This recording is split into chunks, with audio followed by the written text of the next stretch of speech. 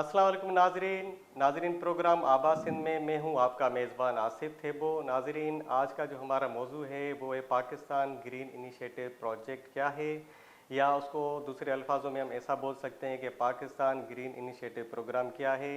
उस हवाले से सिंध में इतनी मज़ामत नज़र आती है हमें। आज सोशल मीडिया को अगर हम देखेंगे तो बहुत सारे लोग इसकी मुखालफत कर रहे हैं। पीपल्स पार्टी हुकूमत पे तनकीद कर रहे हैं कि पीपल्स पार्टी ने सिंध की लाखों एकड़ ज़मीन नीलाम कर दी है, वो कंपनी सरकार को दी है क्योंकि इसमें फार्मिंग वगैरह होगी।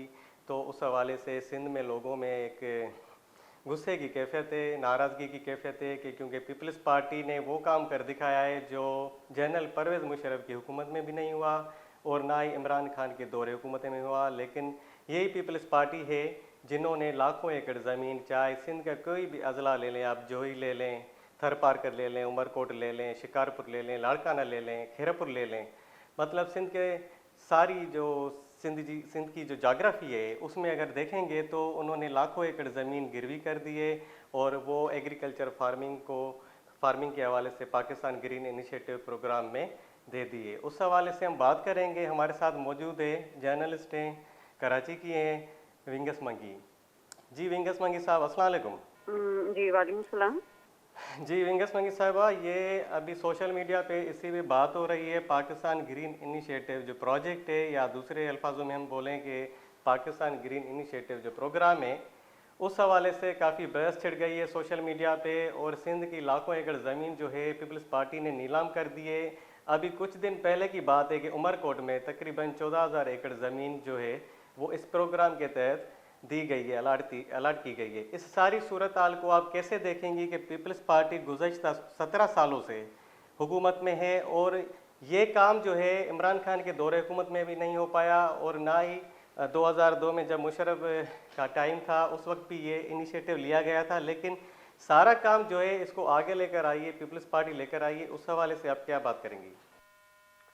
सबसे पहले तो मैं आपको अप्रिशिएट करूंगी कि आपने एक इम्पॉर्टेंट इशू पर इसको आपने डिस्कस किया है अपने प्रोग्राम में, जहाँ पर बहुत से अवॉइड कर रहे हैं इसको डिस्कस करने से। और आपका ये कहना कि ये तो अमरकोट की हमें अभी आप मतलब रिसेंटली 3 दिन पहले ये डिबेट में आई है कि इन्होंने ज़मीन अलॉट की है। मैं आपको याद दिलाती चलूँ कि इन्होंने गोलार्ची बदीन की भी ज़मीन जो कोस्टल बेल्ट से आती है उन्होंने वो भी दे दी है। ठीक है, तो ये जो अब सिलसिला शुरू हो गया है, ये अभी एक डिबेट हो रही है कि मुशर्रफ के दौर से ये शुरू हुआ था। उन्होंने मतलब इब्तिदा तो मुशर्रफ के दौर से की थी ना, कॉर्पोरेटिव फार्मिंग की। बिल्कुल। अभी जो इन्होंने नो डाउट के इमरान खान के दौर में इस तरह से चीज़ नहीं चली, नहीं नवाज के दौर में, आई मीन जब उनकी प्रीवियस हुकूमत थी तो उनके दौर में नहीं हुई। मगर मैं आपको ये रिमाइंड करवाती चलूँ कि इमरान खान के दौर में भी जो आइलैंड वाला इशू था वो भी इसकी ही कड़ी थी। जी बिल्कुल। ठीक है, दो के आपको खुलम खुला वो चीज़ें नहीं आ रही। अभी भी जो ग्रीन इनिशिएटिव ये ग्रीन कोऑपरेटिव इनिशिएटिव प्रोग्राम इन्होंने शुरू किया हुआ है, इनमें हमें अभी तक कुछ नहीं पता, मतलब क्लियर नहीं है हमें कि इनको कितनी ज़मीन चाहिए और आप इतनी ज़मीन क्यों दे रहे हैं। क्योंकि अमरकोट में जो उन्होंने ज़मीन अलॉट की है ये तो सिर्फ और सिर्फ कुछ है, कागजात पर है, सिर्फ और सिर्फ आपको दिखाने के लिए कि हमने इतनी दी है, मगर साइड में ये बहुत सी ज़मीनें उनको दे रहे हैं। यहाँ पर पीपल्स पार्टी ने सिंध के साथ धोखा किया है। बात ये कहते हैं कि रोटी कपड़ा मकान, ठीक है, जो इनका ये कि हम लोगों को रोटी कपड़ा मकान देंगे, ये सिंध के लोगों से, मुझे नहीं पता कि दूसरे प्रोविंस के साथ क्या कर रहे हैं, क्या करेंगे, क्योंकि पंजाब में तो पीपल्स पार्टी ये सोच भी नहीं सकती कि उनकी ज़मीनें छीने या उनका पानी छीने। मगर सिंध में पीपल्स पार्टी ने सिंधियों से उनका घर भी छीना, अभी वो पानी भी छीनने जा रहे हैं। जो आपकी सदियों से आप वहां पर रह रहे हैं वो जमीन भी आपसे छीनी जा रही है। तो ये I mean this is totally shocking for us कि इसमें नो डाउट कि पीपल्स पार्टी पूरी तरह से इन्वॉल्व है, भले पीपल्स पार्टी कितना कितना भी करे कि हमारे हाथ में नहीं है। फेडरल गवर्नमेंट में वो बैठे हुए हैं, शेयरिंग में वो बैठे हुए हैं, और पीपल्स पार्टी की खामोशी। अगर यहाँ पर मैं आपको मिसाल देती चलूँ, अगर यहाँ पर कल एहसन इकबाल आए हैं, वो उन्होंने ये कहा है कि केनाल का जो केनाल है वो 6 केनाल बहुत लाजमी, और सिंध का जो एहतजाज है वो कोई अहमियत नहीं रखता। अभी तक किसी भी सिंध के सीएम ने उनको जवाब नहीं दिया। अगर यहीं पर एहसन इकबाल ये कहते कि हम सिंध में गवर्नर राज लगा दें, तो फिर आपको पता चलता कि पीपल्स पार्टी कौन सा रिएक्शन देती। वहां पर बिलावल भुट्टो का भी हमें स्टेटमेंट आता, वहां पर हमें सीएम का भी स्टेटमेंट आता, वहां पर यहाँ तक कि शायद इनके जो वहां पर वफाक में बैठे हुए हैं सदर, वो भी स्टेटमेंट देते, क्योंकि इनके पावर को कोई थ्रेट नहीं है। अगर उनके पावर को कोई थ्रेट होता तो ये बात करते। यहाँ पर सवाल हो रहा है सिंध के एग्जिस्टेंस का। बिल्कुल, मे भी आने वाले वक्त में शायद ये यहाँ पर ना रहे, इनकी एग्जिस्टेंस यहाँ पर ना हो। हमारी तो है ना, आपकी हमारी, यहाँ पर हम हमारे जो रूट्स हैं वो सिंध के साथ जुड़े हुए हैं। आप सिंध की पूरी तारीख को, पूरी तहजीब को खत्म करने जा रहे हैं। ये आप जमीन भी हमसे छीन लें, अगर आपने हमसे जमीन छीन ली, जो आबादगार हैं, जो इस्तेमाल ग्रोवर्स हैं, वो किस तरह से अपनी जमीन पर काम करेंगे। आपने हमसे पानी भी छीन लिया, सब कुछ छीनते जा रहे हैं आप लोग। तो आप मुझे ये बताएं, आने वाले वक्त में, ये तो कह रहे हैं कि सिर्फ और सिर्फ ये अभी भी आप 20 साल बहुत सी डिबेट चल रही है कि 20 साल के बाद सिंध की क्या पोजीशन होगी। मैं आपको ये कह रही हूँ कि 2 साल के बाद सिंध की पोजीशन क्या होगी। अच्छा विंगस, ये बताएं कि देखें, आपने जो अभी बात की कि एहसन इकबाल के बयान के बाद पीपल्स पार्टी की तरफ से कोई रिएक्शन नहीं आया, कोई ऐसी रिजर्वेशन वगैरह की बात नहीं आई। हालांकि देखा जाए कि पीपल्स पार्टी ने ये सारे काम किए हैं। और दूसरा ये कि पाकिस्तान ग्रीन इनिशिएटिव प्रोग्राम के तहत इनका कहना है कि ये फूड सिक्योरिटी के हवाले से जो चैलेंजेस है उसको रिड्यूस करेगा, ख़त्म करेगा। अगर देखा जाए तो एक तो पहले क्लाइमेट चेंज के हवाले से जो हर साल तबाही आती है, हमारी फसलें तबाह हो जाती हैं पूरे पाकिस्तान की, और सिंध भर में वो सैलाब की सूरत हाल थी 2022 में। एक तो ये चैलेंजेस हैं हमारे साथ। दूसरा ये, अगर ये प्रोजेक्ट बनाएंगे, इनिशिएटिव प्रोजेक्ट पे अमल करेंगे, तो सिंध की जो ज़मीनों हैं, मसला पानी की अवेलेबिलिटी का भी है। इनको ये लग रहा है कि पानी बहुत है, पानी ज़ाया हो रहा है।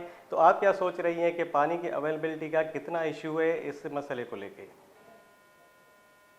नहीं, मैं आपको एक बात बताती चलूं कि स्पेशल इन्वेस्टमेंट फैसिलिटेशन काउंसिल जी जी, जो उन्होंने ये इनके अंडर ये सारे ग्रीन प्रोजेक्ट्स, ग्रीन कॉर्पोरेट, ये सारे जो ड्रामे हैं इन्होंने शुरू किए। मुझे आप ये बताएं कि इसका हेड कौन है। यहाँ पर आपका हेड आदमी चीफ है। मतलब दुनिया के किसी भी कोने में जाए, वहां पर कोई आर्मी खेती बाड़ी करती है, वहां पर आर्मी जाकर दुकानें चलाती है। तो पाकिस्तान में तो ये सारी चीजें हो रही है ना। तो उसमें इन्होंने इनिशिएटिव पार्टनर्स लिए हैं आपके चारों सूबों के लोग। आप मतलब वो मिडिल मैन, मुझे सॉरी टू से, मुझे सीएम के लिए ये लफ्ज इस्तेमाल करना पड़ रहा है कि आप मिडिल मैन बन रहे हो उनके प्रोजेक्ट को रन करने के लिए। यहाँ पर लोगों की कौन सी तरक्की होगी अगर आप लोगों के लिए इतने ही संजीदा हैं कि यहाँ पर इस्तेमाल ग्रोवर्स की यहाँ पर क्या कहते हैं कि वहाँ पर तरक्की होगी, तो फिर आप उनके लिए कोई प्रोजेक्ट लेके आते ना। सही। रिसेंटली जो लास्ट 2 ईयर्स फ्लड में हमारा एग्रीकल्चर तबाह हो गया था, अभी तक इन्होंने कौन से पैकेजेस दिए हैं इस्तेमाल ग्रोवर्स को?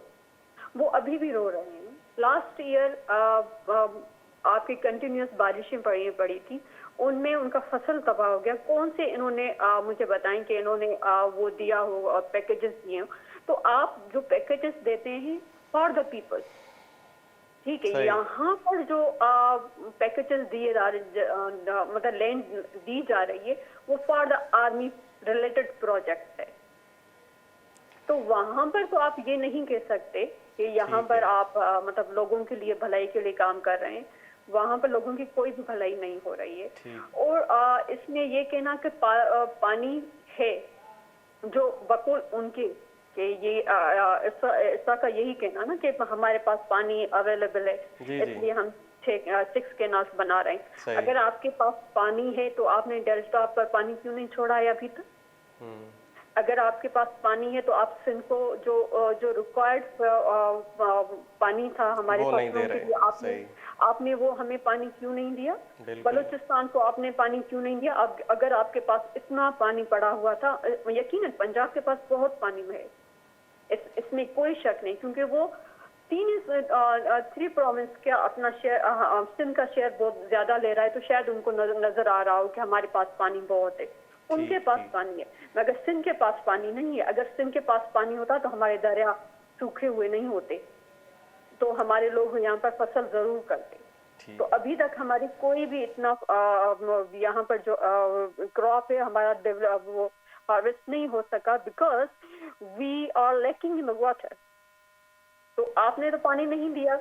अगर जब हम क्या क्राई करते हैं, आपको याद हो कि लास्ट ईयर सिंध के स्मॉल ग्रोवर्स ने वो क्राई किया था कि आप हमें पानी दें, तो यही इर्सा वालों ने ये कहा था कि हमारे पास पानी अवेलेबल नहीं।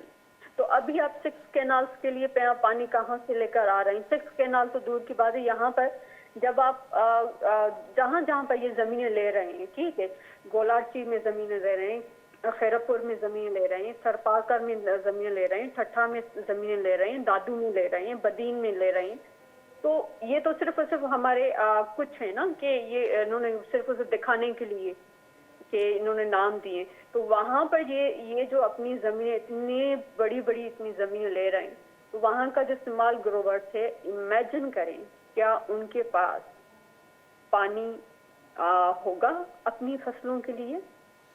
ऑब्वियस नहीं होगा। तो सिंध अब खाने के लिए भी इनके ऊपर रिलाई करे। ये सिंध का जो एग्रीकल्चर है वो तबाह हो जाएगा। बिल्कुल। अगर किसी भी कौम को तबाह करना है तो उन्होंने बड़ा अच्छा इनिशिएटिव लिया है। वफाक ने तो शो कर दिया ना, कल एहसन इकबाल ने अपनी स्टेटमेंट दे दिया कि भाई जो भी कुछ होगा साडा पंजाब फर्स्ट। सही। तो उन्होंने अपने पंजाब को प्रायोरिटी दी है। सिंध जाए बाहर में, ठीक है। सिंध का एग्रीकल्चर तबाह होगा। सिंध का जो अंडरग्राउंड वाटर है, पीने का पानी, यहाँ पर जो मैं यहाँ पे आपको रिमाइंड करवाती चलूँ कि ये सिर्फ और सिर्फ सिंध के बाकी शहरों में नुकसान नहीं होगा, सिंध के मेट्रोपॉलिटन सिटी में भी ये नुकसान होगा, और इसका ज्यादा नुकसान आपको कराची में पहुंचेगा। जब आप समंदर में पानी नहीं छोड़ोगे, जब आपके ग्राउंड में पानी नहीं होगा, अंडरग्राउंड पानी नहीं होगा, तो समंदर ऊपर आएगा, आपका ठट्ठा तबाह हो जाएगा, आपका सजावल तबाह हो जाएगा, आपका कराची आधा समंदर के अंदर चला जाएगा। तो यहाँ पर तो हर एक सिंधी को जो कराची में जो भी रह रहा है, उसका जिसकी रोजी रोटी यहाँ पर है, तो उसको तो उठना चाहिए ना। बिल्कुल। तो अगर ये 2 सालों में 3 सालों में ये जिस तरह से इन्होंने हबड़ दबड़ मचाई हुई है, 3 सालों में अगर ये हो जाता है, तो जो सिंध आपको रोजी रोटी दे रही है, फिर आप रोएंगे? वो नहीं देगा। बिल्कुल। बहुत बहुत शुक्रिया विंगस, आपका टाइम देने का बहुत बहुत शुक्रिया। Thank you. नाजरीन, हमारे साथ मौजूद थी विंगस, जो एक जर्नलिस्ट थी। उन्होंने बात की कि पहले तो पीपल्स पार्टी ने ये बात की थी रोटी कपड़ा और मकान की, लेकिन वो तो उसमें सक्सेस नहीं हो पाई आवाम को देने के लिए, डिलीवर करने के लिए। लेकिन अब यहाँ पे जो ग्रीन कारपोरेट इनिशिएटिव प्रोग्राम के तहत लाखों एकड़ ज़मीनें जो हैं वो दे रही है कंपनीज़ को, तो उसमें सिंध का कितना नुकसान होगा उस पर हम बात कर रहे थे। यहाँ पे हम लेंगे एक मुख्तसर सा ब्रेक।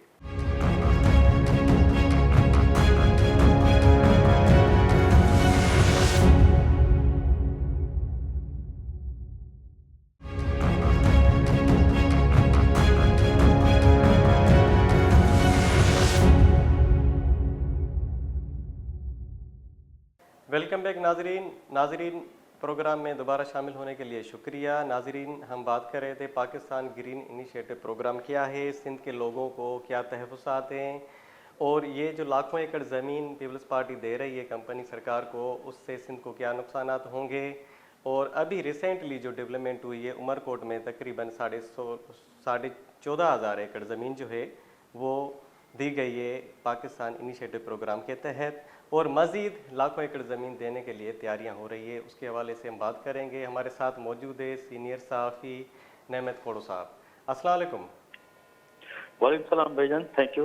नेमत खोड़ो साहब, आपका बहुत शुक्रिया, आपने हमें कीमती वक्त दिया और प्रोग्राम में शामिल हुए। प्रोग्राम आबाद सिंध में आपका बहुत शुक्रिया। नेमत खोड़ो साहब, बताएं कि ये ग्रीन कारपोरेट इनिशिएटिव क्या है और सिंध के लोगों को इस पे क्यों तहफ़्फ़ुज़ात हैं? हाँ आसिफ भाई, थैंक यू सो मच, आपने मुझे प्रोग्राम में लिया। असल में आज ये जो स्टार्ट हो रही है वो पाकिस्तान की खराब जो इकोनॉमी है, मईशत तबाहशुदा, उससे होती है। मुझे अच्छी तरह याद है पीटीएम की हुकूमत थी इससे पहले, जो 16 महीने रही। इमरान खान की हुकूमत खत्म हो गई, फिर पीटीएम की हुकूमत आई, तो आईएमएफ ने इनका कर्ज प्रोग्राम वो बहाल नहीं कर रहा था। आईएमएफ जो इनको 1 अरब 16 करोड़ डॉलर मिलने थे, तो उसलिए उस वक्त जो आर्मी चीफ थे जनरल बाजवा, उसने अमेरिकी डिफेंस सेक्रेटरी को फोन किया था, फॉरेन सेक्रेटरी को, बिलावल ने यूएई को, सऊदी अरब को, सबको विनती की थी कि आप प्लीज हमारा जो कर्जा है वो कर्ज प्रोग्राम जो है वो सही। बहाल करवाएं आईएमएफ से। मगर वो नहीं हो रहा था, तो इन्होंने मईशत का प्लान बी जो है वो मुतारफ कराया, और हम सब लोग बहुत खुश हुए थे कि ये जो मईशत का प्लान बी है, इससे आईएमएफ से, वर्ल्ड बैंक से और सिटी बैंक से, सब जो आलमी इदारे, मालियाती साम्राज्य इदारे, उनसे निजात मिलेगी और लोकल मईशत को ये फायदा सपोर्ट होगा। करेंगे, और सही। लोकल मईशत जो है वो तरक्की करेगी, ज़राअत तरक्की करेगी, होम इंडस्ट्री जो है वो तरक्की करेगी।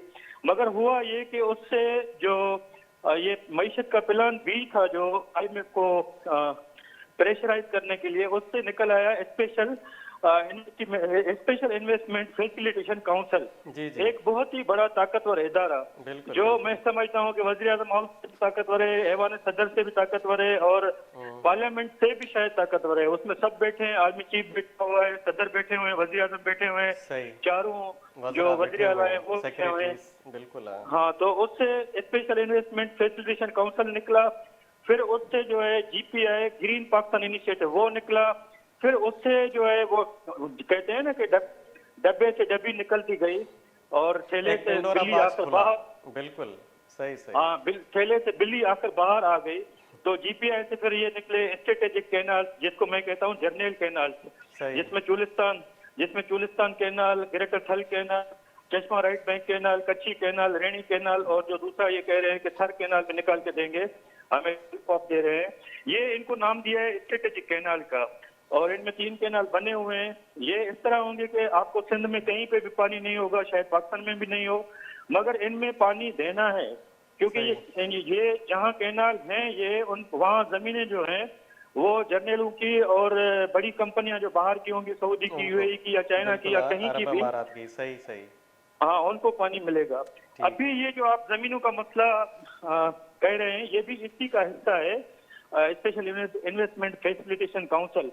और ये पाकिस्तान की बड़ी बदकिस्मती है कि मैं आसिफ भाई आपको बताता चलूं कि $250 पे पर एकड़ दे रहे हैं ये, कहीं से 50, पंजाब में ले लो, सिंध में ले लो, बलूचिस्तान में ले लो, केपीके में। हम बात करेंगे सिंध की, तो पहले मरहले में हमें जो बताया गया था, बात नोटिस में आई, वो था ठट्टा डिस्ट्रिक्ट, तिजावल, बदीन, थरपारकर, खैरपुर और दादू।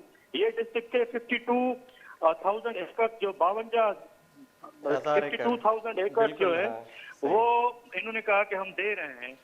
अभी जो है वो पता चला है कि भाई उमरकोट में कोई 14,500, जिसका आपने जिक्र किया, 14,500 एकड़ दे रहे हैं, जी जी। और 1,90,000 एकड़ जो है वो तजवीज, उसकी निशानदेही की गई है कि ये भी देंगे। तजवीज़ की गई है, कच्चे की जमीन का सुना है, कश्मीर, कंदकोट, घोटकी, और घोटकी के रेगिस्तान के इलाके में जहाँ से रेणी कैनाल निकलता है, और नारा कैनाल जहाँ से गुजरता है, वहाँ पे मतलब थर, काठियो, कोहिस्तान, हर जगह पे आपको पहले ही पता है कि हमारा जो कोस्टल एरिया है वो तो पहले ही कब्जा किया हुआ है। अभी ये कोहिस्तान के इलाके में पता नहीं कौन कौन सी कंपनियां आ गई हैं, तो अभी अंदाजा ये है कि सिंध की कोई ये शायद 10-15 लाख एकड़ जमीन जो है वो ले जाएंगे। और हमारे सीएम जो है वो कह रहे हैं कि आपने बातें सुनी है इनकी, ये प्रोटेक्ट तो नहीं कर सके, मगर इस तरह की बातें करते हैं कि हमें सुनने वालों को शर्म आती है। कि सीएम कह रहा था कि भाई कोई टोटल जो है वो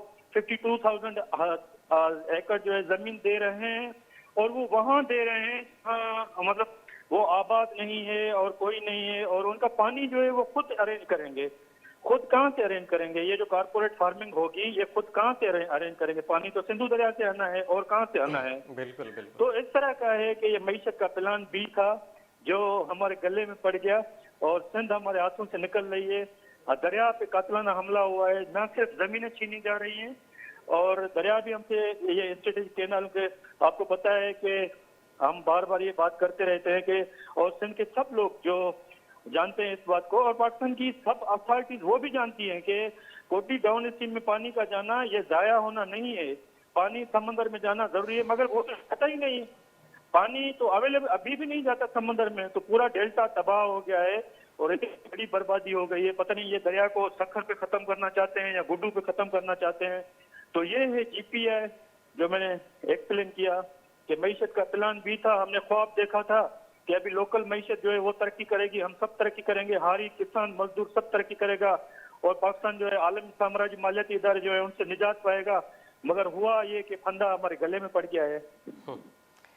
सही, बहुत बहुत शुक्रिया नेमत खोड़ो साहब, आपने हमें अपना कीमती वक्त दिया। नाजरीन हमारे साथ मौजूद थे सहाफ़ी, सीनियर सहाफ़ी नेमत खोड़ो साहब बात कर रहे थे कि इस प्रोग्राम के तहत पहले हमें आवाम को ये लगा कि इससे एग्रीकल्चर में रिफॉर्मेशन आएगी, काफ़ी लोगों को फ़ायदा होगा, लेकिन ऐसा कुछ भी नहीं हुआ। ये IMF ने इनका जब हुकूमत थी तो उसको कर्ज़े देने के हवाले से अगर देखा जाए कि वो किस्तों में देर होती है, तो इनको अपना बी प्लान तैयार करना पड़ा कि हम एग्रीकल्चर की तरफ जाएं और जो लाखों एकड़ ज़मीन घेराबंद पड़ी है उसको आबाद किया जाए।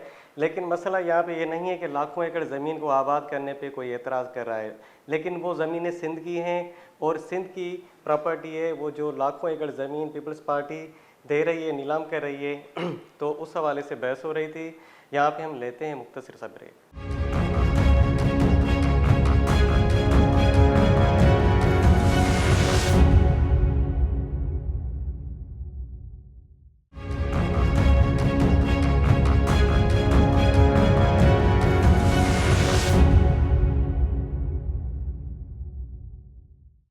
वेलकम बैक नाजरीन प्रोग्राम में दोबारा शामिल होने के लिए शुक्रिया। नाजरीन हम बात कर रहे थे कि सिंध की ज़मीनों को जो पीपल्स पार्टी नीलाम कर रही है एग्रीकल्चर फार्मिंग के ज़रिए, कारपोरेट एग्रीकल्चर फार्मिंग की बात हो रही थी।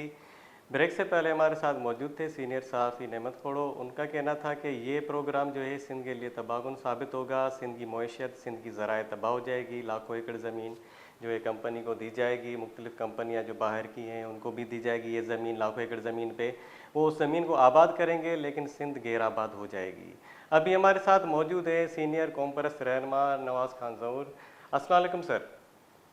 वालेकुम सलाम साईं।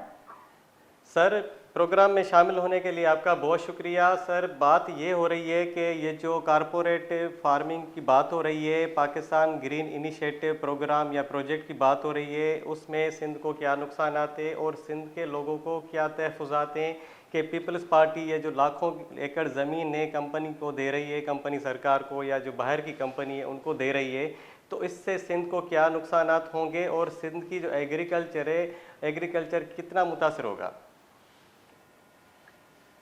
पहली बात यह है कि सिंध हुकूमत को ये इख्तियारात नहीं है कि वो सिंध की ज़मीन जो है किसी भी कंपनी को लीज पर दे या अलाट करे।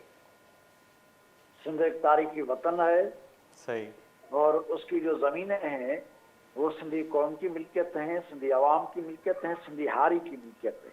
सही। वज़ीर आला सिंध कह रहा है कि ग्रीन पाकिस्तान इनिशिएटिव को हम जो ज़मीनें दे रहे हैं वो गैराबाद ज़मीनें हैं। अगर ऐसी बात भी है कि वो गैराबाद ज़मीनें हैं तो उन ज़मीनों पर सबसे पहला हक जो है वो मकामी लोगों का है, मकामी आबादी का है, मकामी किसान का है। सही। सिंध में बेज़मीन किसानों की बहुत बड़ी तादाद है जिनको आबाद करने के लिए न तो सिंध हुकूमत के पास कोई मनसूबाबंदी है, न ही उनका दुख दर्द वफाकी हुकूमत समझ सकती है। वो सुम्ब उम्मी वाली बात जो है कि ये अंधे, गूंगे और बहरे हैं, तो सिंधियों का जो दर्द है, सिंधियों के जो मसाइल हैं, उनकी जो कसम परसी की हालत है, बदहाली की हालत है, उसे न तो सिंध गवर्नमेंट महसूस करती है और न वफाकी गवर्नमेंट महसूस करती है। उसके बरक्स सिंधियों की ज़मीनें, सिंध के जो भी वसाइल हैं वो सब तीन वाल करने के लिए मुतफिक हैं। सही। पीपल्स पार्टी वैसे तो जागीरदारों की जमात है, लेकिन जागीरदारों का जो तारीखी तनाजर में पैदावारी रिश्ते बनते हैं, उस तनाजर में एक जमींदार का और हारी का जो पैदावारी रिश्ता है, होता है। जागीरदार का और हारी का जो पैदावारी रिश्ता है, सही। वो उसको समझने से कासर है। और सिंधी अवाम की नुमाइंदगी तो वो करती ही नहीं। नुमाइंदगी क्या होती है? मफादात का तहफ़्फ़ुज़ नुमाइंदगी होती है, मफादात का पूरा होना नुमाइंदगी होती है, खुशहाली के हवाले से, मुस्तकबल के हवाले से कोई अच्छे प्रोजेक्ट, कोई अच्छी मनसूबाबंदी लाना नुमाइंदगी होती है। तो वो तो ऐसी कोई बात नहीं है कि भाई सिंध के भी मसाइल हैं, सिंधियारी के भी मसाइल हैं, उनके भी कोई मुआशी मफादात हैं, उनके भी कोई इज्तिमाई मफादात हैं। तो ऐसी वो कोई भी बात न तो उनके प्रोग्राम में है, न वो समझ सकती है, और न उनकी अवलियत पर है। पीपल्स पार्टी की अवलियत जो है वो सिर्फ इक़्तिदार है। इक़्तिदार के नाम पर, इक़्तिदार की कीमत पर वो सारी सिंध को तीन वाल करने के लिए हर वक्त तैयार बैठी हुई है। तो ग्रीन पाकिस्तान इनिशिएटिव के नाम से ये जो मंसूबा लाया गया है, ये मंसूबा यूं भी सिंध की तबाही का मंसूबा है कि जिस तरह गैर मुल्की आबादकारों ने या फ़लस्तीन के अंदर बसने वाले यहूदियों ने फ़लस्तीन के अंदर जो ज़मीनें खरीदना शुरू की और फिर वहाँ जो आबादकारी हुई, बिल्कुल, तो उसका नतीजा मिडल ईस्ट के अंदर आज भी हम देख रहे हैं। तो सिंध के अंदर एक नया इसराइल बनाया जा रहा है। सिंध के अंदर कॉलोनाइजेशन के हवाले से जो भी इक़दाम हैं वो सारे कॉलोनाइजेशन के हवाले से हैं कि सिंध को मुस्तकिल कॉलोनी बनाए रखना है, मुस्तकिल गुलाम बनाए रखना है। तो ज़मीनों को ग्रीन इनिशिएटिव पाकिस्तान के हवाले से ये जो पहल है, तो उसका पहला जो सियासी असर है वो ये है कि सिंध को कॉलोनाइज करने के लिए और उस कॉलोनाइजेशन को मजबूत करने के लिए इस किस्म के इक़दाम किए जा रहे हैं। सही। दूसरी चीज़ जो है वो ये है कि वहाँ से जो मकानी हारी बैठा हुआ है वो बेदखल हो जाएगा, जो छोटा आबादगार बैठा हुआ है वो बेदखल हो जाएगा, जो गांव है वो गांव भी वहाँ से बेदखल हो जाएंगे। सिंध हुकूमत कह रही है कि भाई गैर आबाद ज़मीन है, आप चलें देखें, काफ़ी आए देखें कि आबाद ज़मीनें जो हैं, लोग आबाद कर रहे हैं ज़मीनों को, और वहाँ उनके गांव हैं, वो ज़मीनें भी ग्रीन पाकिस्तान इनिशिएटिव को अलाट कर दी गई हैं। और फौजी जहाँ वहाँ खड़े हुए हैं कि भाई ये ज़मीनें हमें मिल गई हैं, आप यहाँ नवाज साहब, अगर ये नवाज साहब, ये मैं आपकी बात काट रहा हूँ, मुझे ये बताएं, अगर सिंध हुकूमत का ये मौक़िफ़ है कि ये गैराबाद लाखों एकड़ ज़मीन हम दे रहे हैं, तो इसका ये तो मतलब नहीं है ना कि सिंध हुकूमत को ये अथॉरिटी मिली हुई है कि वो लाखों एकड़ ज़मीन है, चाहे वो गैराबाद हो, लेकिन वो बगैर सिंध की रजामंदी के दे दें। नहीं, उसे ऐसा कोई इख्तियार नहीं है। कभी कभी यूँ होता है, बल्कि अक्सर यूँ होता है कि पार्टियां इलेक्शन मुहिम के दौरान प्रोग्राम देती हैं, उन प्रोग्राम को फिर अमल में लाने की कोशिश करती हैं। अगर पीपल्स पार्टी ने सिंध की ज़मीनें देने के हवाले से ये इलेक्शन जीती हो, ऐसी तो कोई बात नहीं है भाई। वो ये बात कर सकते हैं कि हमें वोट दो, हम इक़्तिदार में, फिर आपकी ज़मीनें जो हैं वो हम किसी भी कंपनी को दे देंगे। ऐसी तो कोई बात उन्होंने नहीं की है। भाई आप हमें वोट दो, हम इक़्तिदार में, फिर डैम बनाएंगे, कैनाल निकालेंगे, ऐसी तो कोई भी बात नहीं की है। अगर वो ऐसी बातें करें फिर इलेक्शन में जीता है तो देखें, तो उसको आईनी तौर पर, ये कानूनी तौर पर, इखलाकी तौर पर, सियासी तौर पर ये इख्तियार नहीं है कि सिंध के वसाइल जो हैं वो तीन वाल कर दे, सिंध की ज़मीनें जो हैं वो तीन वाल कर दे, ऐसा उसे कोई भी इख्तियार नहीं है। और इसके नतीजे में, इन फैसले के नतीजे में तो सिंधियों को बहुत बड़ा नुकसान होगा। ग्रीन पाकिस्तान इनिशिएटिव को जमीनें देने का मतलब ये है, ग्रीन पाकिस्तान का मतलब ये है कि मरे सिंध, ठीक है, पाकिस्तान ग्रीन हो जाएगा, पाकिस्तान में कुछ लोग ग्रीन हो जाएंगे, लेकिन सिंध जो है वो बर्बाद हो जाएगी, तबाह हो जाएगी, वीरान हो जाएगी। बहुत बहुत शुक्रिया नवाज साहब, आपने अपना कीमती मौक़िफ़ दिया, कीमती राय दी हमारे नाजरीन को। आपने बताया कि ये ग्रीन इनिशिएटिव प्रोग्राम क्या है और सिंध की जो लाखों एकड़ ज़मीनें हैं, चाहे वो गैराबाद हों या आबाद हों, वो कंपनियों को अलाट की जा रही हैं। इससे सिंध को क्या नुकसानात होंगे, आपने ये हमें बातें बताई। नाजरीन, यहाँ पे हम लेते हैं मुख्तसर सा ब्रेक, मिलते हैं ब्रेक के बाद।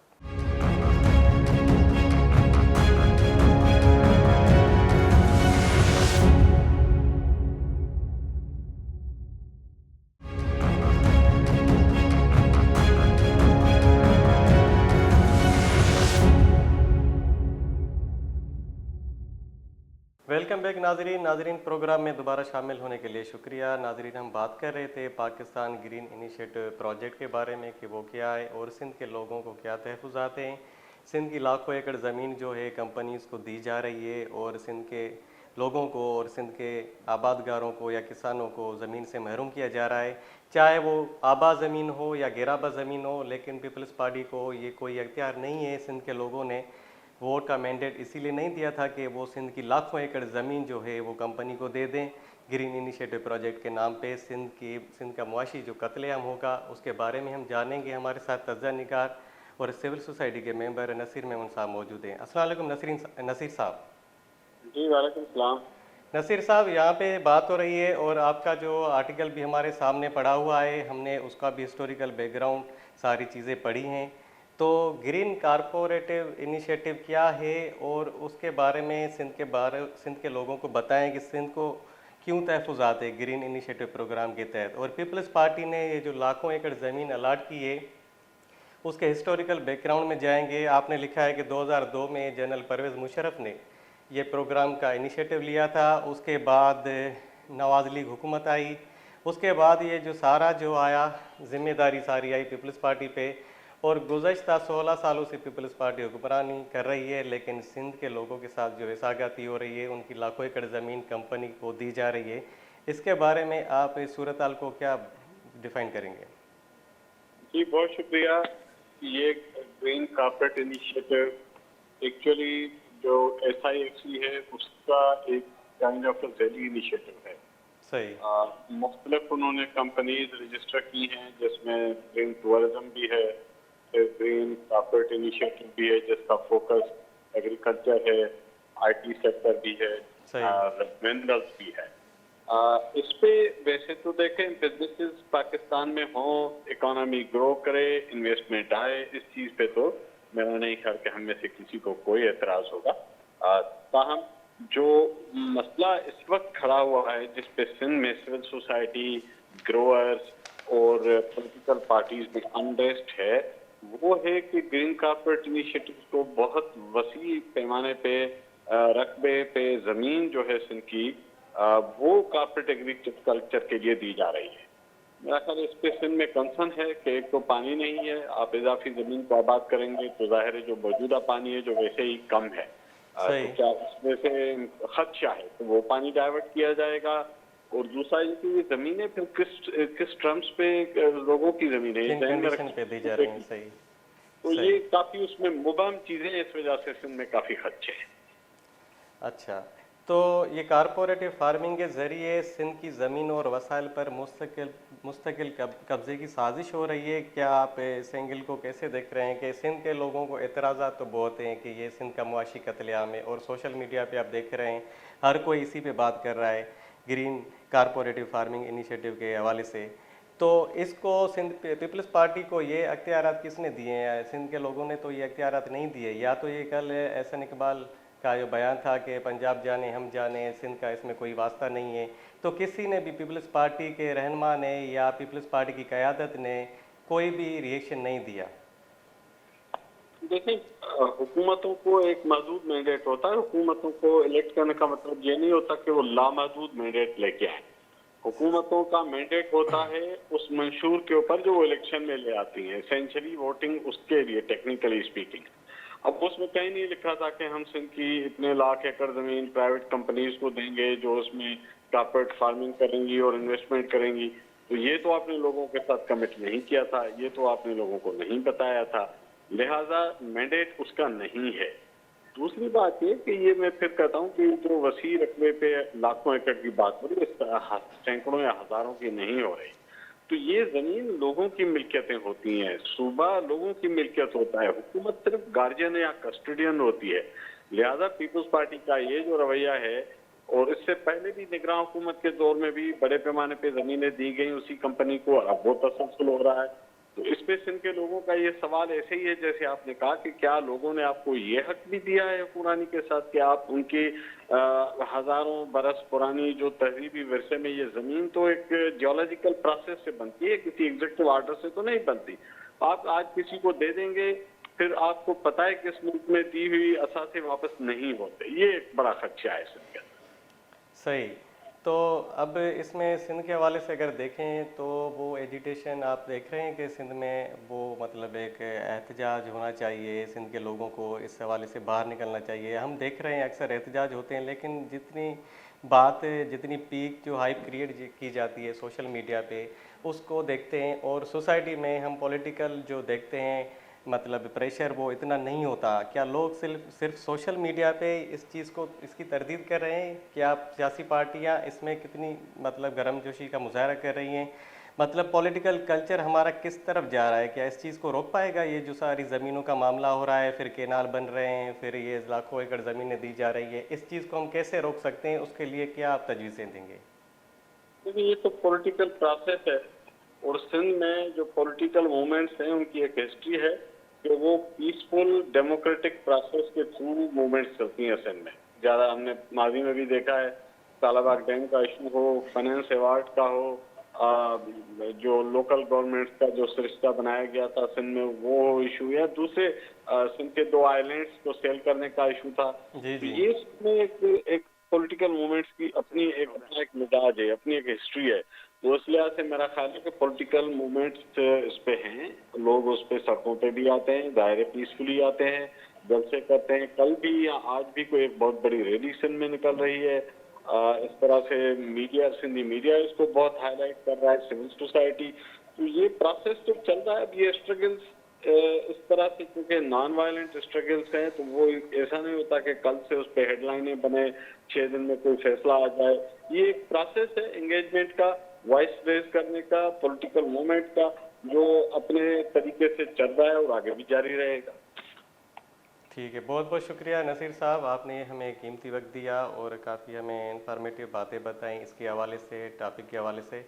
नाजरीन, हमारे साथ मौजूद थे तजिया निगार और सिविल सोसाइटी के मेंबर थे नसीर मेमून साहब। उन्होंने कहा कि ये जो कारपोरेटिव फार्मिंग प्रोग्राम है ये सिंध की मईशत का कत्लेआम है। सिंध की लाखों एकड़ जो ज़मीन है वो कंपनी सरकार को दी जा रही है, और जो बाहर की कंपनी आई है उनको भी ये प्रोजेक्ट से नवाजा जा रहा है। और उसके अलावा देखिए, अगर बात की जाए तो ये सिंध की ज़मीनें हैं जो वो सिंध के लोगों का हक़ है, हज़ारों सालों से सिंध के लोगों का हक़ है, चाहे आबाद हो गैर आबाद हो। लेकिन पीपल्स पार्टी को ये किसने हक़ दिया है कि वो सिंध के लोगों के एक तो वोट का एहतराम नहीं करती, मैंडेट का एहतराम नहीं करती, दूसरा जो हमारी ज़मीनें हैं, सिंध की ज़मीनें हैं, जो सिंध का हिस्सा है, वो भी उनकी भी नीलामी कर रही है। ये आज के हमारे प्रोग्राम का मौजू था। मिलते हैं अगले प्रोग्राम में, तब तक अपने मेज़बान आसिफ थेबो को इजाज़त दीजिए। अल्लाह हाफ़िज़।